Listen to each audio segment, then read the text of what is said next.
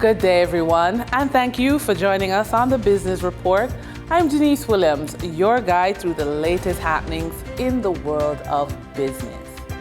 Garnet Reed, president of the Small Business Association of Jamaica, sends his heartfelt congratulations to Richard Biles, governor of the Bank of Jamaica, for the central bank's recent decision to lower interest rates by 25 basis points.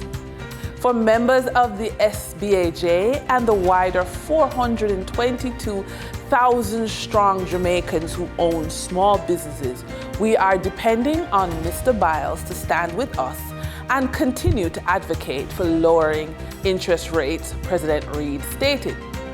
That said, the SBAJ president continued, we must express our concern to Mrs. Audrey Tugwell Henry, the president of the Jamaica Bankers Association. This concern is shared by the SBAJ executive team that bankers usually act quickly to raise interest rates, but take in excess of 90 days to lower these rates. Two companies have released their financial results to the stock exchange. Stationery and Office Supplies Limited unaudited financials for the 6 months ending June 30, 2024 reports a 31% decrease in 6 months net profit. MFS Capital Partners Limited for the year ending June 30, 2024 reports a year-end net loss attributable to shareholders of 42.17 million Jamaican dollars. During trading for the period of August 24, 2024, the following companies represent the top 3 most active stocks that investors bought and sold on the Jamaica Stock Exchange.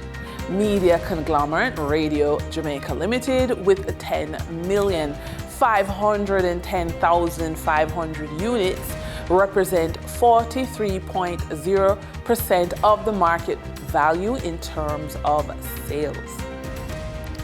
Online learning platform Edufocal Limited with 1,822,275 units represent 7.46% of the market value in terms of sales. Office furniture and supply firm Stationery and Office Supplies Limited with 1,131,581 units represent 4.63% of the market value in terms of sales.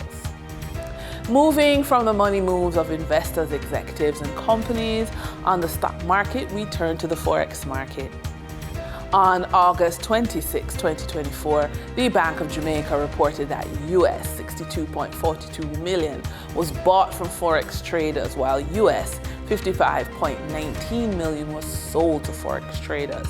Buying directly from the Bank of Jamaica, foreign currency traders sold the US dollar for $158.49 and bought the US dollar for $156.46.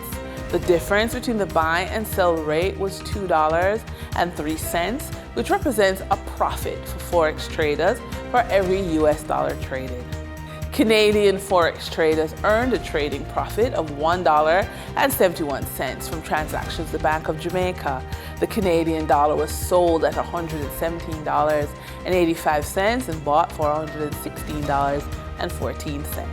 For traders looking at the British pound, they pocketed a profit of $3.80, selling it for $207.68 and buying it for $203.88.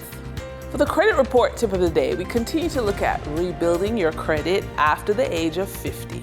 Although it might seem difficult, it's never too late to take control and improve your financial health.